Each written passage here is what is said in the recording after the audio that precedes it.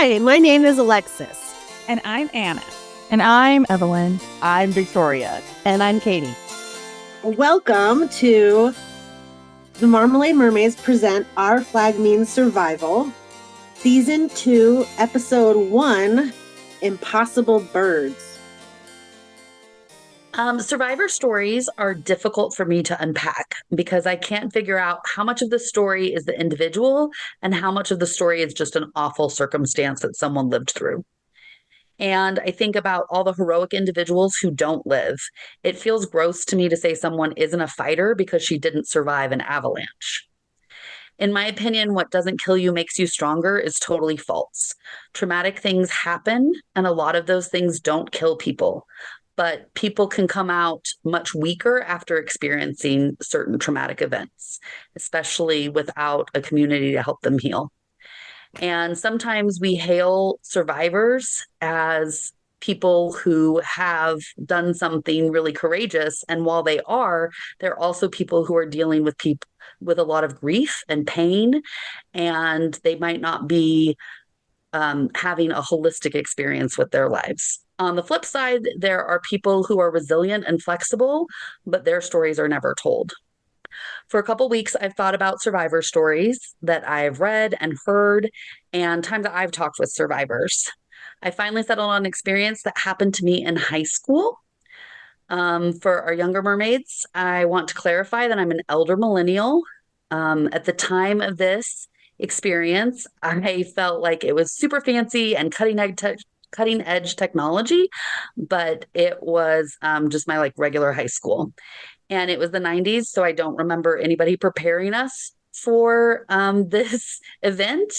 And everything was just off the cuff. It was not scripted. So we got to just ask questions and kind of receive very straightforward answers. So we went into ethics class my junior year of high school, and there were about 10 in the class. And in the classroom, there was a small TV mounted in the corner of the room. And on the TV was a live broadcast of 3 elderly Japanese people sitting at a table.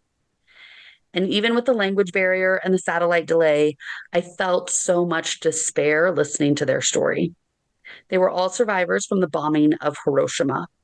And their stories were awful experiences of instantaneous destruction that they had witnessed as children. For me, their stories put vivid images in my mind that I'd rather not have heard. Their individual stories still haunt me. But from this experience, I learned about 6 ginkgo trees that all survived the atomic bombing of Hiroshima. At the time of the bombing, the atomic blast, each tree was anywhere from 50 years old to 100 years old. And amazingly, each one of those 6 ginkgo trees is still alive today. For some reason, these trees give me a very hopeful feeling. And I think ginkgos are really cool looking trees with their fan-shaped leaves that are bright green and then turn golden yellow and then are dropped in the wintertime. And the skeletal shape of the tree, I think, is really cool. It reminds me of an evergreen, even though it doesn't have any needles. Also, ginkgo trees are an ancient species. So the same kind of ginkgo trees we see today are the kind of ginkgo trees that are around at the time of dinosaurs and even predating the time of dinosaurs. And once I settled on the ginkgos as my survivor story, I wanted to figure out why their survival seems so special. And I don't know exactly why it is that we as people look to these trees, but I found out that after some natural disasters and many man-made disasters, such as September 11th or the Oklahoma City bombing, that there are these trees that survive these awful situations. And the communities around this experience go to those trees with awe and reverence. And I think it's really beautiful that the people of Japan, each one of these 6 ginkgo trees has a plaque that says that they survived the atomic bombing. And if there's anything malady with the tree, that the community prays for it and visits it and talks to it. And these trees reminded me of something more than the triumph of the human spirit. They reminded me of the planet that I live on and the connection that I share with everything that's on Earth. And I came away with the feeling that our planet, Earth, is rooted in survival. Evelyn, you are our 1 minute recap, please, for this episode, Impossible Birds. So Steed, we start off with Steed having a dream. It's of him fighting with what's his name, and finally kind of reuniting with Ed. Everything seems fine and dandy. That's not the case. We come to reality where they're just barely making it by. But with the help of Olawande's connections with Spanish Jackie, they get employed with her. And then we switch to where Ed's going on right now, and he's not doing too hot. And the crew's just kind of trying to go along with it, but it's not going well. And then we switch back to Steed and everyone. Spanish Jackie has a whole figures out they have more money and everything, and then takes all their money. They come together to try to get their money to get back. And I already forgot. I had a train. They go with Sue. Good job, Evelyn. Yeah. They go with It reminded me of the episode, so well done. Yeah. Thank you for our 1 minute recap. And mermaids, with that beautiful reminder, we're ready. Where did we see survival? If you don't mind, I will make a list, and then I figure everyone can be like, pick off that list. Because I think the episode unintentionally, right, when we ended up with this theme, was amazing for survival. And so I tried to keep a note of wherever I saw survival. And I love this. Like, you could put all these things in your toolbox, or we're like, what are all the different ways to survive? So one way to survive is to snort rhino horn and carry around a cake topper as a talisman. Another way for survival is to use action over vision. Another way to use survival is vision over action. Another way of to survive is writing letters and putting them in a bottle. Another way to survive is put it in a box, lock it up, and never look at it again. Another way to survive is to just raise hell. And then I added this one as a bonus. I think there's a few more. I think I couldn't decide how to describe what Jim was doing, but Jim's definitely doing a thing to survive. And then the last one that I thought was a very fun, I decided to articulate as survival, was you just find love with Spanish Jackie, and that's a way to survive. So that was the inventory. It was just so fun to make an inventory of like all the survival. So I guess I would say, is there any I missed that we noticed? I think Jim uses talk it through. Definitely like Spurs talk it through as a crew, which I love. And I think there's also something, I don't know how you would say it, but there's something with the storytelling piece of it's Jim's retelling Pinocchio, but then changing it and kind of like making it something that's just their retelling of it is just really interesting. And so again, like I noticed it right when I was finishing up watching it this last time, and I'm not sure what that is, but yeah, there's a way, like the stories you tell and how you change it and adapt it. That's something else that I saw Jim do. Yeah, and appropriate it for yourself so that it helps, and that's how you get through. No, I love that. And then I thought of another one too related to that one. Sometimes you just cry to survive.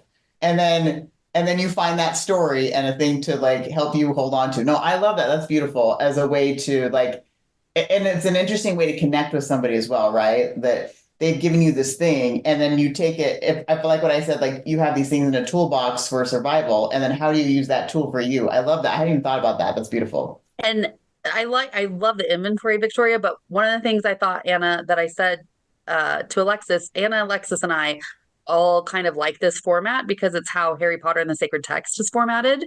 And I think that that's what they do, right? They went back and they collected all of these people who go back to Harry Potter in times of trial. And they're like, we just want to sit down and read Harry Potter just read Harry Potter again. And I feel like that's what Fang is doing. He's just sitting down and like, please tell me this familiar story again. Please let me hear this thing that I love again. And sometimes it's comforting, like you'll see characters like go back and watch cartoons or something when they're going through a breakup or something silly, but that's very familiar and reminiscent of their childhood. And I think that, yeah, Harry Potter and the Sacred Text is an example of going back to those stories to just be immersed in them. No, I love that. Who doesn't want to be immersed in a monkey paw? Well, I think Yeah, like the familiarity of it, I think is really, I hadn't considered that piece of it. And I had read somewhere that someone was doing something about some study about people watching like new TV programs at the end of a workday. And that's not what they do. Like they watch Friends and they watch The Office and they rewatch these things over and over and over again to decompress before they go to bed. It's just again like the familiarity and the comfort of having something that you're retelling yourself because you already know the story, but that's helping you get through just kind of like, oh, I just had a day. Like, here's what I need to do. Yeah, I love that. I was going to add with the list, kind of drowning yourself in work with Izzy, how he's just kind of focused on like, okay, I'm just going to do my job for, even though it's not going hot. Yeah, I like that too. That made me think, for some reason, that made me think of Frenchie, not just with the box, but with the cake. He's like, sometimes it's just sugar. Like, I just need sugar to get through. Like, sometimes wedding cake is going to solve all my problems. And soup. And soup. Yes, soup too. Cake I would- always solve my problem. Sorry, go ahead. Cake always solves problems. I would add that sometimes we have to disguise to survive. We saw it early on with Jim, but I also saw it with Susan. We don't know why she's in disguise with the soup kiosk, but she's so savvy. It makes me think there's a purpose to this. It's to helping her survival. Yeah, I love that too, because then the switch from being in survival mode to then going back to power is her pigtails, right? Because when she's in the soup, it's back, her hair is pulled back. But then when she's ready to be pirate queen, she is like, I am ready for business. And so I hadn't thought about that, like what you're wearing, right? Which is a big theme in throughout the series as well, as apparel and what it means and how it communicates how you feel. And so it doesn't mean that she's not being powerful, but I like what you said, that it's her way to survive in that moment. And then when she's not in survival mode, now she's in power mode, out come the pigtails. I also was looking at this episode a lot with surviving and thriving. We actually hear the word thrive, which I always just think of like that's not the opposite, but it's like the counterpart of survival. And we hear Steed say it like in the letter, like we're thriving. Mm-hmm. And I think, what did I write? Sometimes alliances can sometimes help us survive. We survive through an alliance. Sometimes we hear the phrase like they make strange bedfellows because you're just trying to survive. Sometimes you have to eat crow. I'm like, yeah, I actually am the guy who broke the nose jar, but I'm coming back. Like, you probably wouldn't be in an alliance with Spanish Jackie and that, but there he is, right? Because of this survival. And I see Steed as kind of like in the survival mode. If I'm thinking of the career of a pirate. Like he's at his low point. Whereas Ed is like at the high point. He is thriving as a pirate. He's breaking records and like achieving these goals. But then in that like professional surviving and thriving, they have totally different emotional outcomes. Ed's miserable and Steed's like hopeful. I think that there's behaviors that are different too between surviving and thriving, right? Like I think the episode is kind of funny. It reminds me of going to the mob museum and you're like, ooh, the mafia is not fun and funny. Like it's gross and icky. It's really sad. And I feel like what the episode does with piracy. It's like, ooh, Pirates of the Caribbean, let's get on a fun ride in pirates. And then you see them back like eating the cake and you're like, well, this is not fun. They're not loving their life. So that's like as a holistic thing, right? But I like the behaviors too that we see with I feel like Steed is much more doing the thriving while he's still alive, and Ed is doing just the survival part without the thriving, even though he's at like the top of his pirate game, because he's very defensive. He has delusional thinking. He has nonsensical things like throw over all of our loot. Like, we don't want money. We're going to sail forever. And this idea of harming yourself and harming other people, it just reminds me of when people are in a really bad spot, like hurt people. And that's where he's at. He's like, I am coming loaded to bear. Like, just get in my way, please. I need someone to get in my way. Using violence as a means of survival in the world of piracy, but then also just in the realm of being a person. Um, it just was interesting to kind of look at the crew, Blackbeard's crew, and think about how they're extremely violent and all the stuff they're doing. And there's a lot of energy behind what they're doing, but then you get afterwards where they're eating the cake, where you can see how it's taking a toll on them. Similar to, Ed's acts of violence, where it's just reactive, it's super protective, it's trying, again, like I see it as a way of surviving whatever's happening, but then it's also taking, again, like an emotional toll on him. Jackie, sometimes you just got to take a nose. Like that's survival for her. She's protecting her space. She's protecting her bar. She's making sure other people know, like, don't do this to me. And so, yeah, I do think it's coming from a place of hurt, but again, also seeing it as it's a choice. There's a choice point to engage in violence or not. And the characters who are doing that, there's a reason that they're doing it. And again, I think kind of ties back into this list we're making of different choices and how you survive. Yeah, that's interesting too, to couch it like that as not it's not about the person they're acting upon. It's about doing the thing itself to make them feel better. And that's interesting to decipher and I guess to suss out, to tease out. Because I think sometimes, like with what Katie was saying, like hurt people. And maybe sometimes the question is that intentional or is it not intentional and a byproduct? Right? Or collateral damage. And I think it depends, right? Sometimes it absolutely is intentional. And other times it is just it's collateral damage for this thing that you're doing that's you think is going to help you survive or feel better. That's interesting. I'm just thinking about and really like containing and like the thing that they're doing as a way to feel to survive. That's an interesting thought. Yeah, and the thought came in the moment when Blackbeard shoots Izzy, and I see this as Blackbeard. I don't see this stuff as Ed. I see Ed at the very end telling the story about the impossible bird.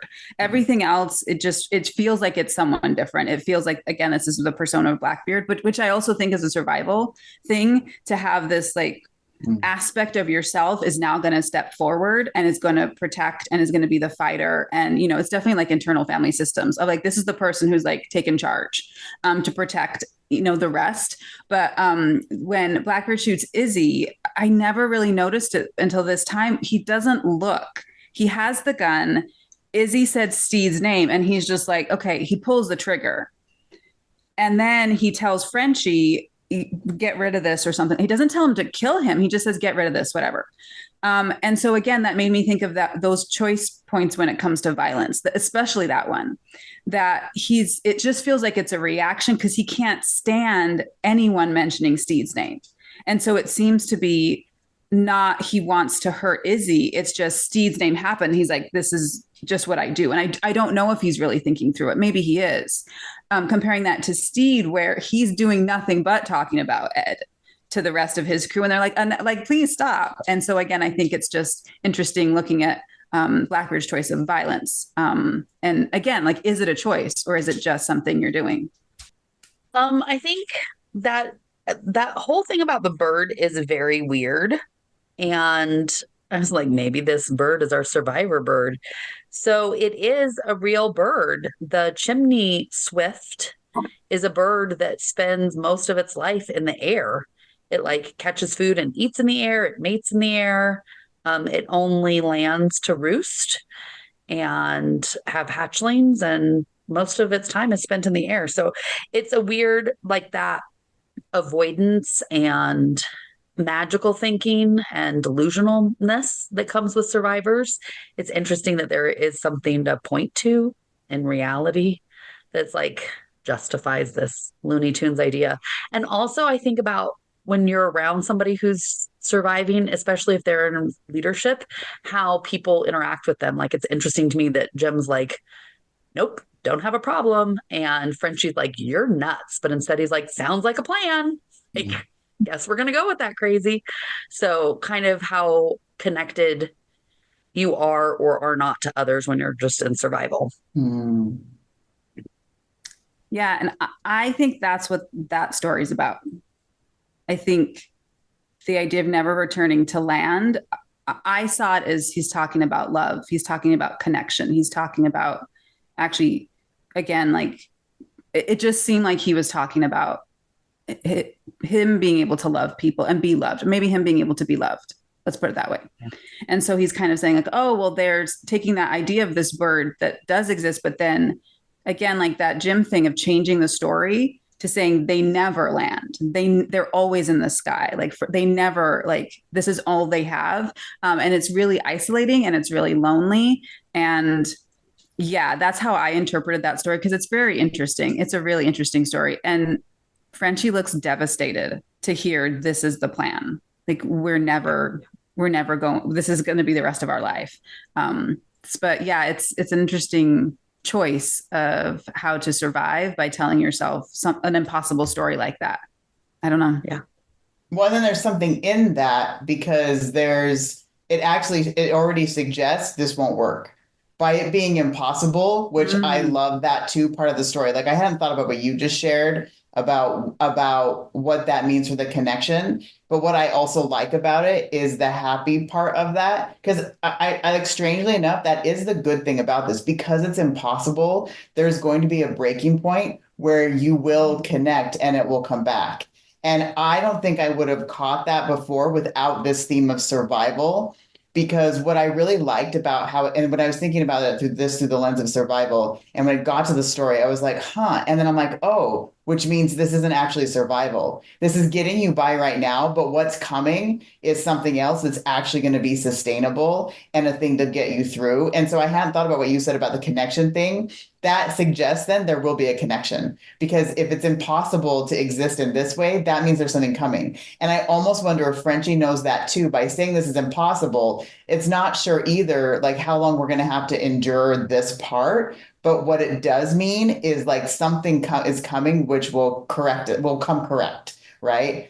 And so because I hadn't again like teased out like what I wanted from the story. I got the second part, but what you added like helped me figure out the first part and the through line for like where it's starting and where it's gonna go. And I really, really like that. But that's the name of the episode. Like this is unsustainable. It could almost be like called like not sustainable, right? What we're about to witness is not going to be the end of it. It's impossible what's happening right now to actually get through.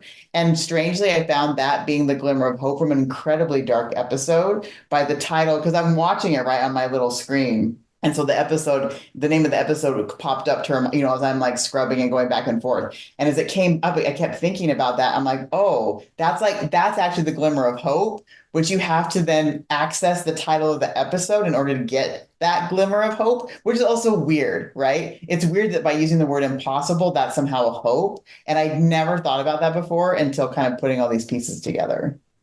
Yeah. And that makes everything you said is so smart. I feel like I need 3 days to think about it and form my thoughts, because that was all really cool.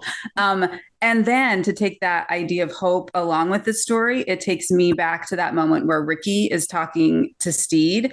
And it's such a weird exchange. I'm like, what is this? Where Ricky says to Steed that he's heard of him. Like, I was, a child of wealth and I'm a minor prince. And then he says, you gave an odd bird like me hope that I could have a life of my own invention. And I watched that scene just like 3 times in a row just now. And I'm like, I don't understand why this is here. What does this mean? Aside from the Steed part from season 1, where it's like, hey, I'm going to go be a pirate. And, I get to choose for myself. I'm like, but why is this here now when we've already seen that Steed piece? And I had a feeling like this feels like it has something to do with Ed. Because again, I feel like that impossible bird stories, that feels to me like Ed talking. That Ed is kind of peeking through, and that's why he's on the very, he's in the part of ship where no one can see him, and he doesn't like let Frenchie see his face. But yeah, I love all of those ideas of how can you kind of weave all those pieces together. And it's also maybe been placed there intentionally, this idea of hope from the very beginning, because it's impossible, it's not sustainable. That means something is coming, and maybe that is the point of survival. Like it's holding on to this idea of hope, but you're not there yet. Mm-hmm. You just know that there's the possibility of it, but you don't know when it's going to actually connect. Well, in so many situations, I feel like when you're in it, it feels like it's going to be forever. And it's only like looking back that you're like, oh, that didn't last. It's not going to be sustainable. But in that moment, it feels like forever. Nothing's going to change. Might as well just die here. Yeah. That's a great point. it feels like this is it. That's a great point. Mhm. Which also is like the word impossible, right? This feels impossible. I can't get through this. But that also means like whatever's happening is impossible to last forever. But you're right. That's how it feels when you're in it. Like that's another way to use the word I really like is like it feels like it's never gonna end. Totally. Well, and I like that Alexis made the reference, might as well die here. Because I said that I went through, we all go through phases, and I was in a dark phase, and I just had that like, ugh, I feel like Buttercup in the fire swamp and might as well die here. And I had a friend who was like very familiar with this movie. She never says that. I'm like, yeah, she does. She's like, might as well give up and just die. And my friend was like, no, that never happened. I was like, oh, contraire. Like, we will search this up. That is easy to prove. And my friend was surprised, does not remember that this person is like, I have gone through so much hardship. Let's just give up. So, yeah, I feel like when you're in that survival mode, sometimes it feels like this won't end and I can't get out of it. So you might as well just give up. But another weird thing that it's that heartbreak when Fang is like, he didn't even bat an eye when Ivan died is really lovely to me because whatever's happened in Fang's relationship with Blackbeard, Ivan, like, and Fang had a change of enough a relationship that Fang thought that Blackbeard would really care if Ivan died. Like he would somehow mark it. But the Blackbeard we meet at the beginning of season 1 does not care the names of his pirates that die. Izzy's trying to be like, a lot of pirates have died for you to do this. And he's like, yeah, they're pirates. They're supposed to die. And so Fang, it's really interesting how our thinking gets very twisted, is what I'm trying to say, when you're in survivorship. And this one view that you have of a situation or a person can change so dramatically. And then you can't really judge anything accurately, I think, when you're in a survival situation. I don't know, which you're supposed to because it's fight or flight. Like this is literally for your life sometimes. It's hard. That actually makes me think because I just got done reading, which I hadn't read before, Dare to Lead by Brene Brown. And actually, the way you just articulated it made me think of the SFD, the crappy first draft, right? And so that moment when the story you tell yourself when you've just had this really crappy thing happen to you, and the thing that comes out first is the crappy first draft. And the way that you just described it too is like, of course, like you feel this way, but it's not the end of it. And so that's just what made me think of because I just read it. And as you were describing it like that, I'm like, oh, that'd be the crappy first draft. Yeah. I think survival can also help us, or it forces you to readjust your priorities and what you can cope with. Steve says they're in a rebuilding phase. Like but they're hanging on by a thread, right? To go back to last week, like you do things and cope with things that you never thought you would. And sometimes survival just is because you have no other choice, right? That's just how it is. Yeah, that makes me think of Izzy. When we're thinking about how people survive, thinking about Izzy letting Blackbeard take more toes. And how you fit that in is sometimes, just that's the best choice is to kind of not go deeper in, but sometimes you only have bad options, and making and choosing of those bad options the best you can in the moment. Is still surviving, although it's really, you can just see how it's taking a toll on Izzy. Like his performance in this season is just amazing because you can just really see how this is not what he wants in any way. But he's still trying to maintain his loyalty and still be that first mate the way he knows he's supposed to. And that just results in him getting really, really hurt over and over and over again. So yeah, poor Izzy. Well, and he brought this on. And he totally brought it on. Yeah, exactly. This is exactly. That can't feel good either. He's like, oh. It's definitely careful what you wish for because you wanted it, now you got it. And yeah, there's no brakes on it. I don't know. Yeah, that's a great way to put it. There's no brakes. And I wonder too about, the Blackbeard piece of, Ed and choosing that, really leaning into the mythology of what everyone else thinks Blackbeard is. Because in season 1, he says, "Oh, do they think I think he says demon clown or something like that. Like, that's not what I look like." And then we see what he looks like now. And then Steed is looking at the wanted poster and he says, "There's no way he looks like this." That's exactly what he looks like. And so, again, thinking about that as survival of, as you're just trying to get by, maybe you lean even more heavily into the expectations other people have of you, or you're really kind of, like workaholic, or you like kind of, again, like overextending yourself in a way that's maybe kind of beyond who you really are, even your capacity. That also too, I think, is a way to survive. That goes back to when we talked about being seen, and where there's like sometimes there's a performative part, right? Of like, do you just reflect back what people see in you? Or as you try on these things that people think about you, you're like, oh, wait, that fits or doesn't fit, and how I would like people to see me. And so it's interesting because we are coming back around to that too, where he really wants to control this like, if this is how you think I am, then I'm going to really lean into that too. And that's interesting about this is how I want to be seen right now, which is crazy. Which is weird because like we know that whatever the Blackbeard is he experienced. He was not like a fun, jovial pirate. He was rough and pretty callous.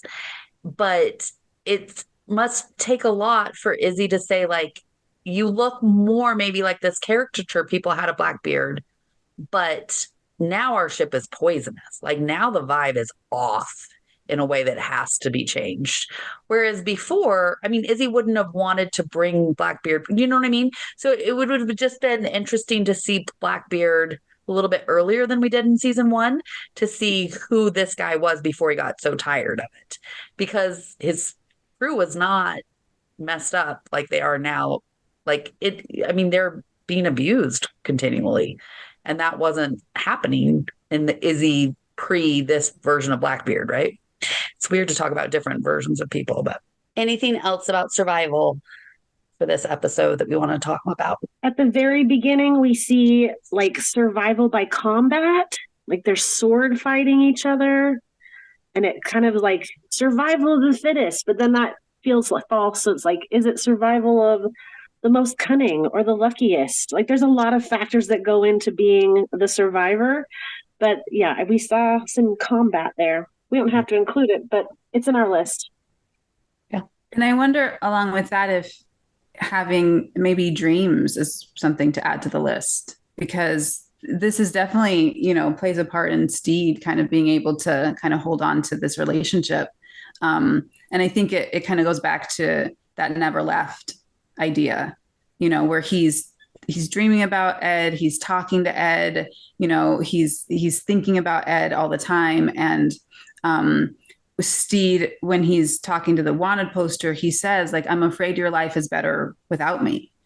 And it's so hard for me to keep remembering that at the last point, these two characters saw each other, because there's so much that happens so quickly, and you get all of this history and backstory about, time that has passed and all these things that have happened. These episodes are really jam packed, where it feels like it's maybe an hour long or 45 minutes, and it's not.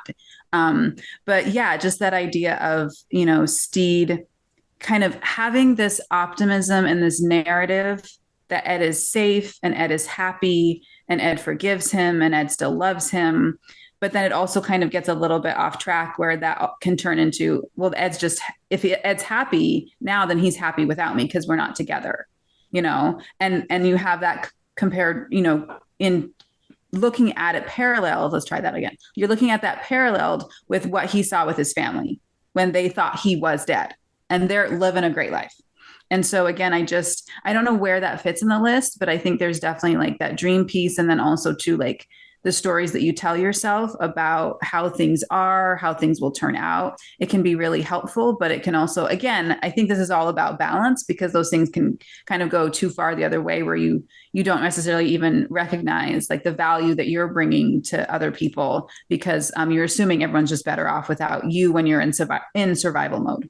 When you said that, Anna, it made me think for the first time about social media, right? Because Ed is looking at these pictures of Blackbeard and these like tales of piracy, and it's sort of like a brag sheet or like, oh, he's off partying, he's having a good time, he's sowing his wild oats kind of thing. That's interesting because if then I love that like equivalent. Like then if the wanted poster is like a social media post and I've never seen it go on the back before, right? Then it looks and I think it's after that that Steve's asking like, "Oh, are you better off without me?" Because then he's wondering like, is this like anyway? That's interesting. Playing that out as like a social media post, as like a literal posting on the wall. I don't mean to put you on the spot, Evelyn, but this conversation's moved very quickly. And so, is there anything that I guess I want to that you were trying to interject? Tell us your top two. We could say it again. My top two, well, my top is just like how kind of Frenchie is coping with kind of all of this madness around him. It kind of feels very similar to how I personally used to do it when I was younger, with a lot of like my stuff with my family, my parents especially, dealing with a lot of the trouble in the household was very much as a whole kind of like family thing we used to do was just kind of like, all right, let's just tie in a box and throw it away and everything. We're just going to keep moving on, moving forward, and not really think about what happened before and not really talk about it. It was always just kind of a avoidant kind of thing, which I personally never really enjoyed, but that was a mechanism that like kind of I had to develop when I was younger to cope with things. So how Frenchie like friend with like when Frenchie went and talked about it, I was like, oh, that's exactly what I did. And also I couldn't help but think of um The Shining and the Sleep Doctor movie where that was kind of how the son like idea of like all these bad things he just kept it in a box and the sleep doctor uses that power to whatever. But I'm like, oh, I that was the main one that I kind of personally felt connected with when it comes to survival mode and trying to continue forward and not like just kind of quitting with life in general. Mine was always just the tie it in a box and throw it away. I thought of the exact same thing, So and did I can I. totally picture that box and Yes. I can picture the box in The Shining and the wall of cabinets in The Sleep Doctor. Yes. Like, Hmm. yes, no, totally. And I feel the same way, Evelyn, too, about like the way I was raised. And that we were raised, and like how like then I like just went so far on the other side. I'm like, we're gonna talk everything out. And like, Exactly. That's how I kind of felt like now as an adult. I'm yes, like, no, we're gonna talk about this because yes, like that's not good. no, until the point where we've made glue, right? You beat the dead horse so much, you've made glue. And like I've led teams where like I've had people like and I'll sometimes I'll like tell them like I communicate to a fault. And I had somebody that I was working with and we were talking to them like, you really do like to talk things out. And I'm like, yep. And that person didn't last. It's great. But thank you for I really appreciate that you said that because I totally relate to that and totally like thought of the exact same imagery. And you could Hmm. and maybe the treasure are those boxes, right? It's almost like Yeah. we've got all these boxes like, ooh, let's just lock that up. Ooh, let's just lock that up and just throw it overboard. Right. And they're pirates, right? So it's their livelihood, their worth itness, you would think for Frenchie and other pirates is like, oh, but I get this dibs on this part of the treasure, like, or cut, sorry, I get this cut of the treasure. And it's like, no, you don't even get the cut of the treasure. You got to throw it all overboard and keep living this miserable existence where we don't talk about anything and you don't have anything to show for it. It's like, ugh, that's gross. Yeah, and I don't know. I love your comment, Evelyn, and then like your follow up, Victoria, with that, Katie, because I'm trying to like think about like those moments when it's a good choice. Like we don't talk about Bruno is a valid option, and sometimes you shouldn't talk about Bruno because Blackbeard comes out and he's like, okay, crew, you want to talk? He's got the gun in his hand. He's like, who's upset? Who thinks it's toxic? And all of them completely deny it. And that's the right choice, I believe. If you want to live, that's the right choice, and they know it. And then, they're even trying to like look at Izzy and be like, no, don't. But again, like thinking about, I think it really is all of these ideas of on a spectrum of finding the right, a little bit, but not too much. When's the right moment? When do you pull it back? When do you overcorrect, maybe the wrong direction, or like, you know, and it's in an attempt to kind of redo something you can't actually redo, be like, well, I'm going to make this choice later on in every scenario, and that's going to fix it. Because I think, to your point, Evelyn, about the Dr. Sleep thing, it just makes me think of at the very end where there's all of the boxes lined up. And the whole point with the boxes is like, they're going to come out at some point. Like, this is a great temporary solution. This is a Band-Aid. Like, you can tell yourself they're locked up all you want, but that's not actually true. And so that definitely made me think of Frenchie, because I'm like, oh no, Frenchie, like, we got to start unlocking those boxes. Otherwise it's going to come for you. But I think that's interesting, that choice not to talk it through sometimes, again, is a good choice. But I think it's being able to differentiate and discern. I think this is really about discernment, which survival choice makes the most sense and will hopefully cause the least amount of harm to you and other people. That's it for our discussion about the theme survival. If you would like to hear our discussion about our Lectio Divina practice and our character blessings, that can be found in part 2.